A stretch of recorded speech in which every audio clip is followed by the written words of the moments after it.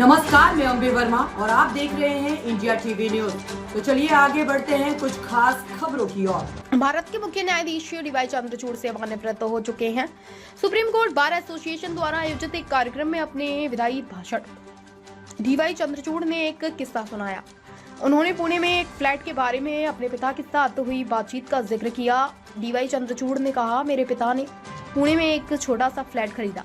मैंने उनसे पूछा कि आप पुणे में एक फ्लैट क्यों खरीद रहे हैं, आप वहां कब रहेंगे। उन्होंने मुझसे कहा, मुझे पता है कि मैं वहां कभी नहीं रहूंगा, मुझे यकीन नहीं है कि मैं तुम्हारे साथ कितने समय तक रहूंगा, लेकिन न्यायाधीश के रूप में अपने कार्यकाल के आखिरी दिन तक इसे अपना पास रख। मैंने कहा कि ऐसा क्यों? मेरे पिता बहुत अनुशासित थे। सीजेआई डीवाई चंद्रचूड़, उन्होंने यदि तुम्हें लगे कि तुम्हारी नैतिक और बौद्धिक ईमानदारी से समझौता हो रहा है तो मैं चाहता हूँ कि तुम्हें ये पता रहे कि तुम्हारे सिर पर एक छत है। कभी भी बतौर वकील या जज इसलिए समझौता मत करना क्योंकि तुम्हें लगे कि तुम्हारे सिर पर कोई छत नहीं है।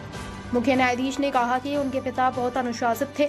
उन्होंने कहा, उन्होंने हमें बच्चों के रूप में अनुशासित किया, बल्कि उन्होंने सोचा कि जिस तरह से उन्होंने अनुशासित जीवन जिया उसे देखते हुए हमें अनुशासन के आदर्शों को सीखना चाहिए। इस कार्यक्रम में मुख्य न्यायाधीश का परिवार भी शामिल हुआ था।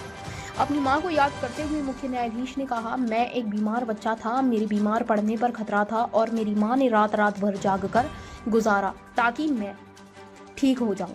मुझे अभी भी उनका यह कहना याद है कि दवा गंगा की तरह है और डॉक्टर नारायण भगवान की तरह।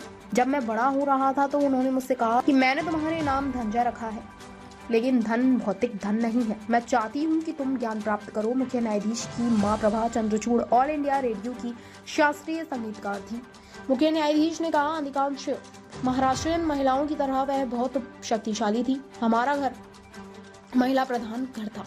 मेरी माँ घर में हर चीज पर हावी थी। उन्होंने अपनी पत्नी का भी जिक्र करते हुए, मुझे लगता है कि ओडिशा की महिलाएं भी इसी पैटर्न में हैं। मेरी प्यारी पत्नी कल्पना घर पर सभी फैसले लेती हैं, लेकिन फैसले के साथ कभी खिलवाड़ नहीं करती।